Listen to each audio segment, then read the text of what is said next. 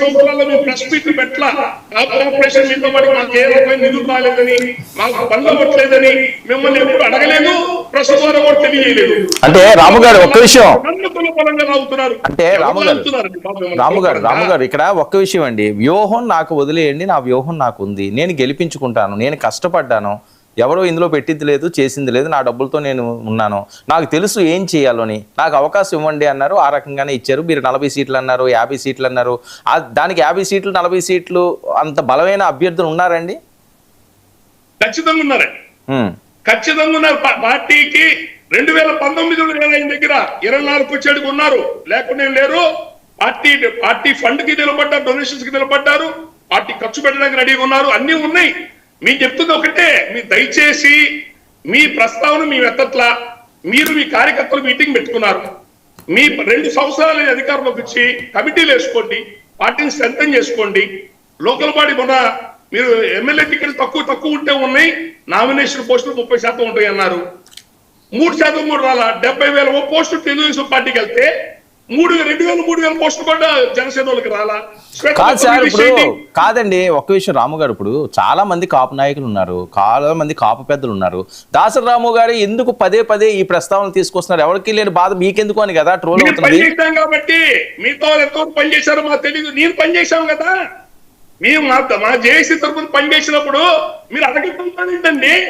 అదేంటి పిలిపించారు, నిలబడమన్నారు, పనిచేయమన్నారు, పనిచేశాము, అడగద్దంటారేంటి?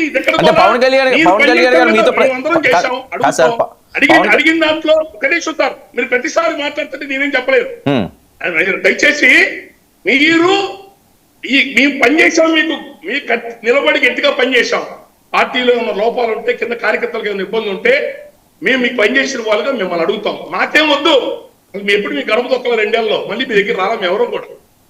మీ కార్యకర్తలు ఎట్లా ఉన్నారు చూసుకోండి, వాళ్ళ పనులు అవుతున్నాయో చూసుకోండి, గవర్నమెంట్ వాళ్ళకి ఏం మర్యాద ఉందో చూసుకోండి. మీరు ఇది బేసిక్, అవన్నీ పక్కన పెట్టండి సార్. మొన్న ఆయన ఎత్తాడు మా కులం మీద, నాకు తాపు కులం పని చేయలేదు, మీరు అబద్ధం ఎందుకు చెప్తున్నారు? అవకాశం ఉన్నంత వరకు ఈ కులం మీకు పనిచేసింది, తర్వాత 5 ఏళ్ళు పనిచేసింది, లోకల్ బాడీ ఎలక్షన్స్ కి పనిచేసింది, 2024కి పనిచేసింది.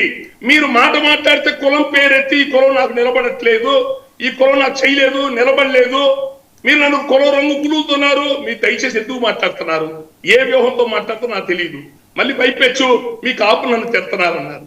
ఇది సాక్షాత్తుగా చెప్తున్నా. మీరు 10 రోజుల క్రితం ఉద్యమి కార్యక్రమంలో మీ సాధకుల బయటలో మీరు ఆ మాట అన్నారా లేదా?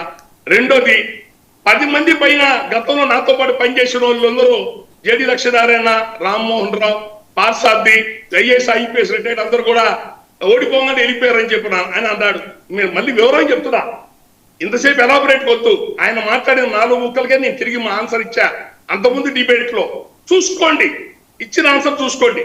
ఆయన అన్నదేంటి, వాళ్ళు ఓడిపోతే వదిలేసి వెళ్ళిపోయారన్నారు. వాస్తవం ఏం జరిగింది ఆ రోజున? వాళ్ళు అడిగింది ఏంటి, పొలిటికల్ అఫైర్స్ కమిటీ చైర్మన్ వేరే ముఖ్యమైన పోస్టులు పడుతుంటే హైదరాబాద్ లో వాళ్ళందరూ మీటింగ్ వేస్తున్నారు, నన్ను పిలిచారు. అందరు కలిసి ముఖ్యమైన వాళ్ళందరూ కలిసి పవన్ కళ్యాణ్ గారి దగ్గరికి వెళ్ళారు. ఏమంటే పొలిటికల్ అఫైర్స్ కమిటీ చైర్మన్ అన్నది చాలా క్రియాశీలకమైన పోస్టు. రెడ్లకి కమ్మోలకి ఇద్దరికి పార్టీలు ఉన్నాయి. నాదెల్ల మనోహర్ గారు ఇంకెవరన్నా దానికి చైర్మన్ గా పెడితే రాంగ్ సంకేతాలు వెళ్తాయి. మీ కిందన్నా పెట్టుకోండి, లేదు పిసిఎస్సి పేద కులాలకు ఇవ్వండి మీరు దాన్ని అని చెప్పని వివరంగా చెప్పారు ఆయనతో. మాకే పదవులు వద్దు, మేము చాకిరీ చేస్తాం, మీరున్నారు, మీ కింద పనిచేయడానికి వచ్చాం. నాదెల్ల మనోహర్ కింద, ఆయన కింద కాదు మేము పనిచేయడానికి వచ్చింది. మీరు అర్థం చేసుకొని దాన్ని బట్టి నిర్ణయం తీసుకోండి అంటే 2వ రోజు ఆయన నాదెల్ల మనోహర్ గారిని చైర్మన్ గా డిక్లేర్ చేశారు. ఇక మళ్ళీ డిస్కషన్ లేదు ఎవరితో. ఆఫీస్కి వెళ్ళారు, తర్వాత మళ్ళీ ఒకసారి మాట్లాడదామని 4 గంటల పైన కూర్చున్నారు ముఖ్యమైన వాళ్ళంతా ఆఫీస్లో. కూర్చొని ఇక దండం పెట్టి వచ్చేసారు. మాట గౌరవం లేనప్పుడు ఇక మన దాన్ని మనం చూసుకుందాం వచ్చేసారు. వాళ్ళు ఎందుకు వెళ్ళిపోయారు అది కూడా చెప్పండి, ఎందుకు వెళ్ళిపోయారు అది కూడా చెప్పాలిగా, దాచిపెడితే ఎట్లా? అది రెండోది. ఇక మూడోది, వంగవీటి మోహన్ రంగా గారి గురించి మాట్లాడతారయ్యా. రంగా గారిని చంపుతున్నప్పుడు మీరందరూ గడిగట్టి కాపాడుకోకుండా ఏం చేస్తున్నారయ్యా? ఇది 3వ ప్రశ్న ఆయన వేసింది అక్కడ. నేనేమంటున్నా, వంగవీటి మోహన్ రంగా గారి గురించి ఎలక్షన్ ముందు చాలాసార్లు మాట్లాడారు. మీరు అధికారంలోకి వచ్చిన ఈ 2 ఏళ్లలో ఎప్పుడన్నా ఆయన నివాళులు కానీ, జయంతికి కానీ, ఆయన జయంతి కానీ, అది వర్ధంతి కానీ నివాళులు అర్పించారా మీరు ఎప్పుడన్నా ఆయనకి? మళ్ళీ ఆయన గురించి వెటకారంగా మమ్మల్ని వెటకారంగా ఆయన కలుపుతూ ఎందుకు అంటాం మమ్మల్ని? వంగవీటి మోహన్ రంగా గారికి 2 ఏళ్లలో మీరు ఎప్పుడైనా నివాళులు అర్పించారా?